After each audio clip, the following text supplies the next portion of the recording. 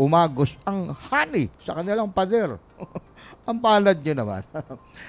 May bahagi rin tayong yung kabilang sa mga balitang agrikultura ngayong araw nito. Uy, may ihabol ko pa to ha. Meron ba tayong incredible story mula naman sa research ni Zenon B. Ayan, babae sinaniban ng kaluluwa ng lalaking nakidnap at pinatay. Alam nyo, ang inyong lingkod ay hindi naniniwala sa kaluluwa, pero dahil sa ginawa ito ni Sinon, incredible story, basahin natin yan.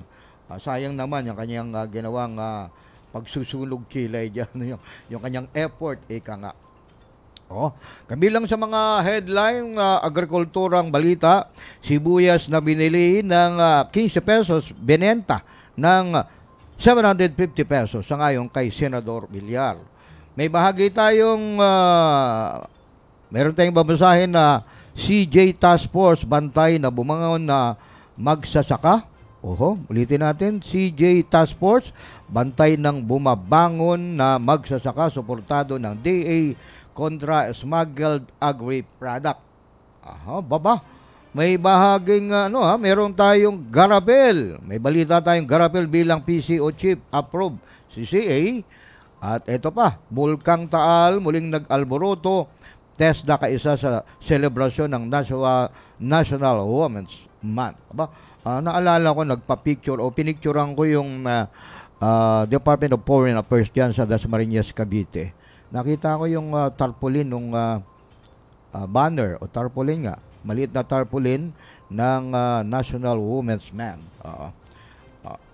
Basahin ko na agad tong balitang agrikultura. Ay, salamat nga pala na nag-meeting kami ni July Pudok kagabi dyan sa bahagi ng San Jose del Monte, Bulacan. Ayan. Gaya-gaya kung hindi ako nagkakamali. Diyan pala nakatira ngayon si July Pudok. No? Dating kasamahan ko yan sa Metro Patrol DWIC, Metro Patrol Volunteer Reporter sa impilang DWIC 882 kHz. Ito na. Niinom muna ako ng tubig.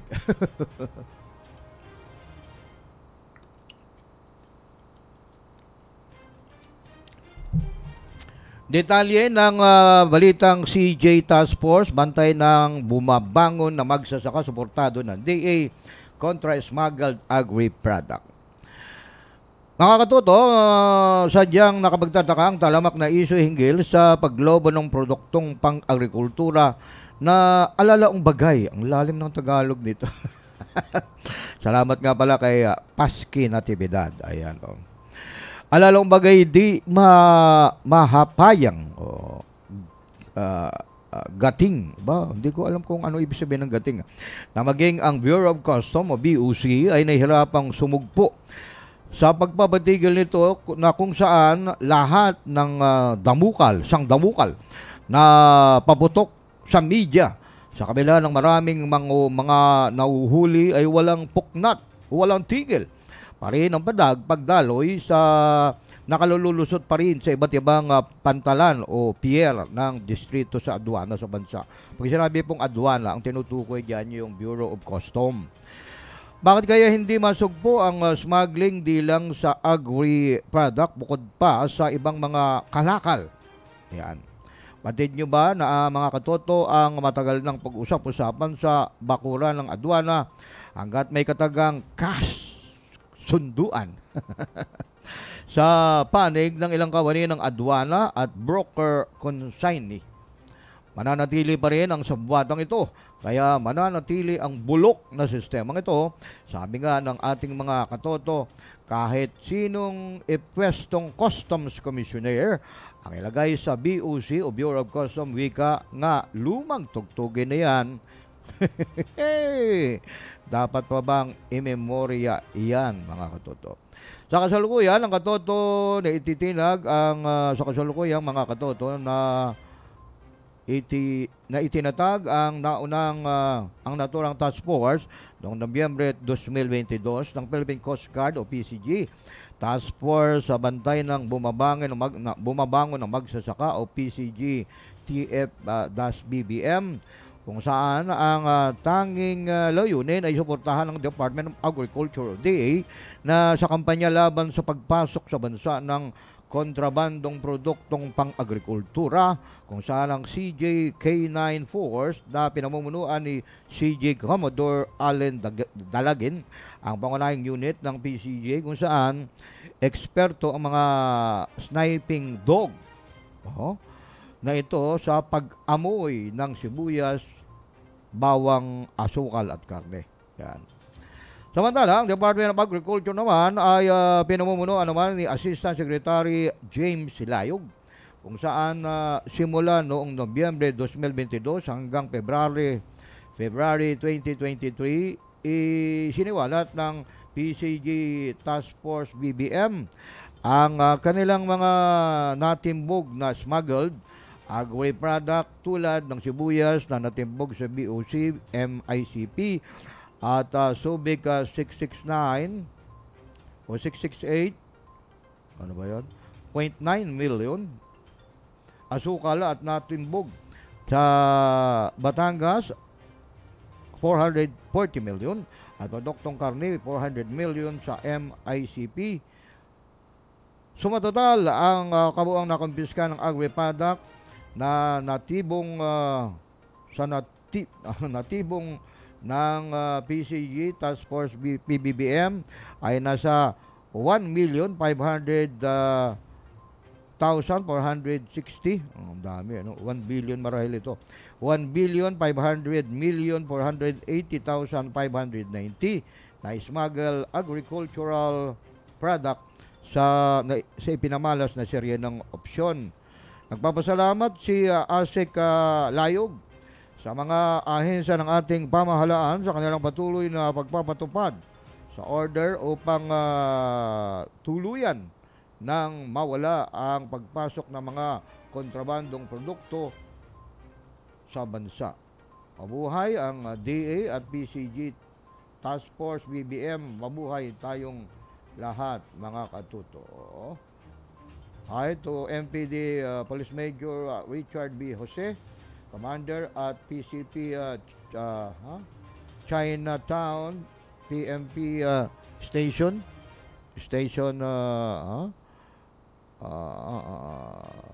ayan, WBD Headquarters, MPD Police Major Edwin Pugan, Chief General Assignment Section,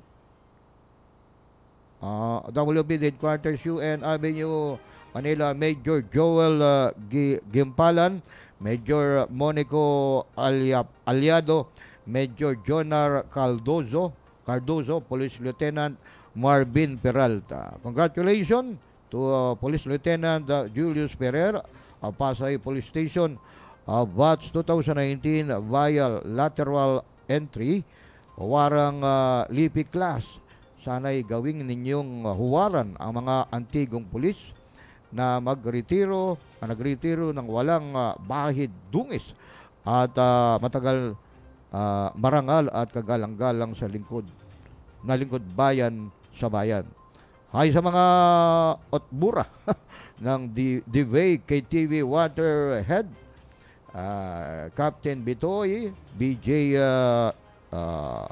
Etat, Tainano Carl Baltander, Eddie Dan Harvey at Kitchen Tropa ni Oka. Ay to Easy Driving School Tayuman, Branch Admin Floor Kahura Romilia, ang driver instructor Money. Hi to UMMC Hospital Director Dr. Carl Lagi, VUD Secretary Mrs. Ana Generoso of the Ophthalmology Department, OIC Dr. Veneracion, Dr. Untalan, Dr. Angeles, second year residence, Dr. Vera Cruz, Dr. Cruz, Dr. Busaino, Dr. Dison, first year residence, Dr. Gambalan, Dr. Tiangson, Dr. Romain, Dr.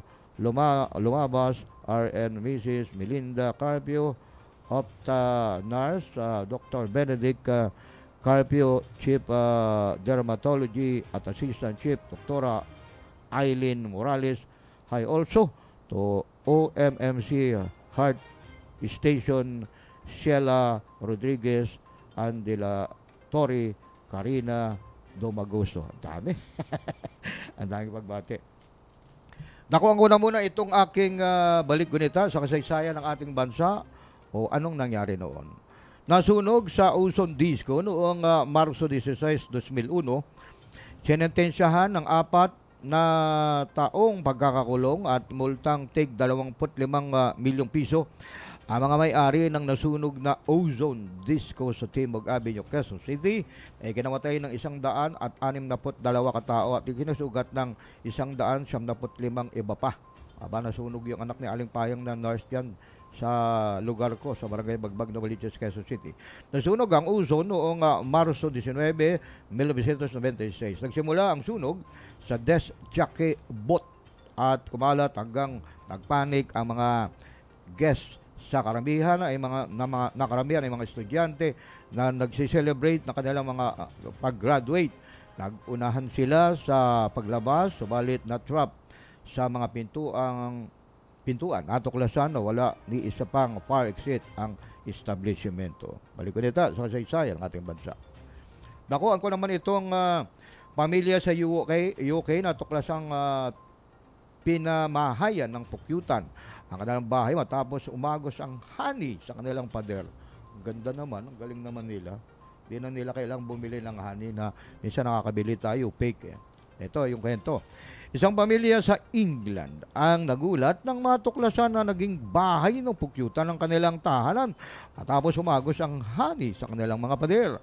Ang unang akala ng ginang ng tahanan na si Kate Dempsey Molds o amag ang maitim na patchi-patchi sa kanilang mga pader at wooden flooring. Pero nang mapansin niya at ng kanyang mister na matamis ang amoy ng hangin sa kanilang buong kabahayan.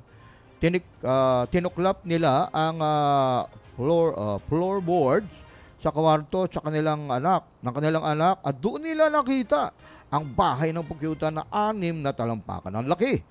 Sa tulong ng isang beekeeper, Napag-alaman na patay na ang V chief at kaunti na lamang ang mga bubuyog dito. Hindi rin pwedeng itago ang hanip mula rito dahil hindi sigurado kung edible at safe itong kainin. Tumawag si Dempsey ng clearing professional na magtatanggal ng bahay ng pukyutan, ngunit nagulat sila na kailangan nilang magbayad ng 10,000 British pounds para malinis ang lahat ng ito. Dahil hindi nila kayang magbayad ng malaking halaga, sila na lang ng kanyang mister ang naglinis nito at tumulong din ang ilan sa kanilang mga kaibigan. Inabot ng 4 na linggo bago nila tuluyang nalinis ang kanilang bahay. Sa dami ng kanilang tinanggal na bahay pukyutan at hani, kinailangan nila ng 20 garbage bag. Hindi rin nila alam kung paano nila maipaayos ang nasirang bahagi ng bahay na sa kagagawa ng mga pukyutan. Dahil sa karanasang ito ng pamilyang Dempsey, hinihikayat nila ang mga pamilya o mga individual na regular na inspeksyonin ang mga singit at sulok ng kanilang bahay upang makita at maagapan kung may mga pesting naninirahan dito. Sayang ang bahay ng pukyutan na nakuha sa bahay ng Dempsey family sa England. Kagilagilalas. Oras, Philippine Standard Time, ganap ng alas 12:55. Ito naman, basahin ko ito para hindi na ako magkautang. Babae o incredible story mula sa research ni Senon V. Babae sinaniban ng kaluluwa ng lalaking nakidnap at pinatay. Isang babae ang sinaniban umano ng kaluluwa ng lalaking kinidnap at pinatay noong 1970 o 1970 at nagbigay pa ng pangalan ang naturang sumanib na mayroong mensahe para sa kanyang pamilya sa Misamis Oriental. Sa isang video, makikita na nakahandusay ang babae na umano'y sinaniban habang dinadasalan ng manggagamot na si Linda Mabanta sa Misamis Oriental. Itinago sa pangalang Carla ang babae, nagsabing nabulabog siya habang natutulog dahil tila malamig na yumakap sa kanya. Nagulat na lang ako nang may yumakap sa akin na malamig at nanginginig ako. Masakit ang aking ulo, ang mata ko, parang tinutusok ng karayom. Ang aking tiyan, masakit na hindi ko maintindihan na para akong inooperahan sa niya. Dahil dito, dinala si Carla ng kanyang kamag-anak kay Linda na nagsabing may sanib umano ang dalaga. Nang kausapin ni Linda ang umano'y kaluluwang sumanib kay Carla, nagpakilala ito na si Respin Gordanot Diosdado. Ayon umano kay Respin, dinukot siya at pinatay. Kahit ako hindi makapaniwala na sinapian ako ng espiritu dahil para sa akin sa pelikula lang iyon nangyayari, ani Carla. Ipinost naman ni Linda sa social media ang nangyari bilang pagtugon sa hiling umano ng kaluluwa ni Respin na maipaalam sa kanyang mga kaanak ang nangyari sa kanya. Sana marinig ito ng pamilya dahil hindi naging madali ang pagkamatay ni Respin Gordanot, dagdag ni Linda. Hanggang sa may natanggap na mensahe si Linda wala kay Mercedita Dalora na nasa Camiguin. Tinanong niya kung ano po ba raw yung apelyido na process. Posible talaga ani Jen Rose Cabanilla, anak ni Linda. Yung hinahanap na kapamilya ng auntie ko is Diosdado, yung apelyido. Pagbabahagi naman ni Jane Rose tungkol sa nagmensahe. Si Juanito Sario ang tinutukoy ni Jane Rose na may nawawalang kaanak pero lumitaw sa nababae at hindi lalaki ang nawawala nilang kaanak na may apelidong Diosdado. Pinuntahan ang tinutukoy ni Carla na lugar sa bayan ng Taguluan sa Misamis Oriental pero wala sa voters list ang pangalan ng umano'y sumanib na kaluluwa. Ay naman sa Philippine National Police, ano ba tawag dito? Alubihed, walang naitalang kidnapping o murder case sa kanilang bayan noong 1970 o 1970. Sa kabila nito, sinabi ni Linda na hindi niya pipiliting maniwala ang mga tao sa nangyari o manong sanib. Pinatignan ni Carla sa doktor upang malaman ang sanhi ng pananakit ng tiyan nito. Sumakit ang tiyan niya is because nagka-gastrellis siya ayon kay Dr. Margie Kiblat na isang gastroenterologist. Pinakausap din ng dalaga ang isang clinical psychologist na si Dr. Jamie Leonin, gastrointestinal, kasi related ang sakit niya. Sumakit ang tiyan niya, nanghihina ang katawan niya. Minsan din sa mga ganitong sitwasyon, yung client natin nakaka-experience sila ng delirium o situation T, say things and don't remember. They can also create certain situation, paliwanag ni Yunin. May oras pa tayo, Ma'am Faith? Sige. Dakuan na natin. Bulkang Taal muling nag-alboruto. Nag-alboruto ang Bulkang Taal matapos maitala ang 8 volcanic earthquake sa paligid nito sa nakalipas na magdamag, iniulat kanina ng Philippine Institute of Volcanology and Seismology o PBOX. Sinabi ng PBOX, bukod sa pagyanig, nakataas sa alert level 1 ang paligid ng Bulkang Taal. Ayon pa sa ahensya na may katamtaman ding pagsingaw ng usok sa bunganga ng bulkan na may taas na 1,200 metrong taas. Pinagbawal din ng PBOX ang pagpasok ng sinuman malapit sa bulkan, lalo na sa bunganga ng bulkan. Pinaalalahanan din ng PBOX na ipinagbabawal ang pagpapalipad ng anumang uri ng aircraft malapit sa tuktok ng bulkan dahil sa banta ng pagsabog at pagbuga ng abo ng bulkan. Ang Bulkang Taal ay itinuturing na isang aktibong bulkan na matatagpuan sa lalawigan ng Batangas.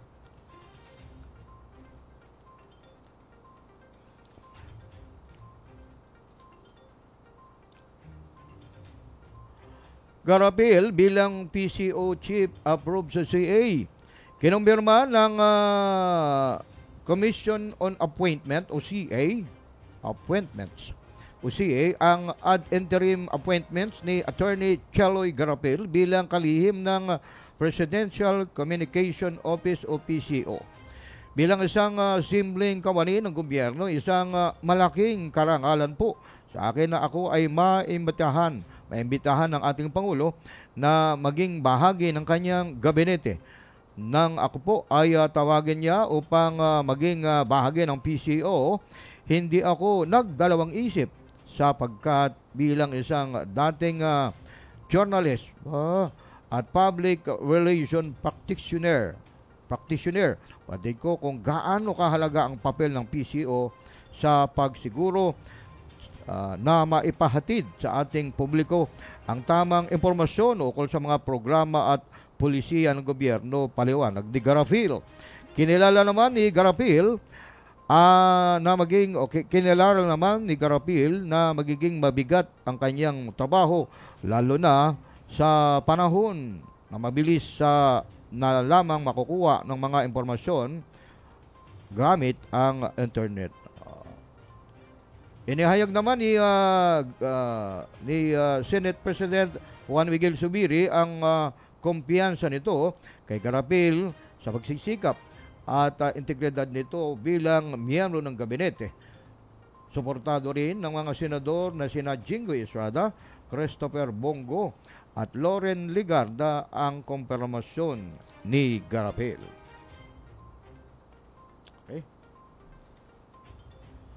Bilisan ko lang basahin itong ngayong araw nito mula sa research ni Fernando B. Castro.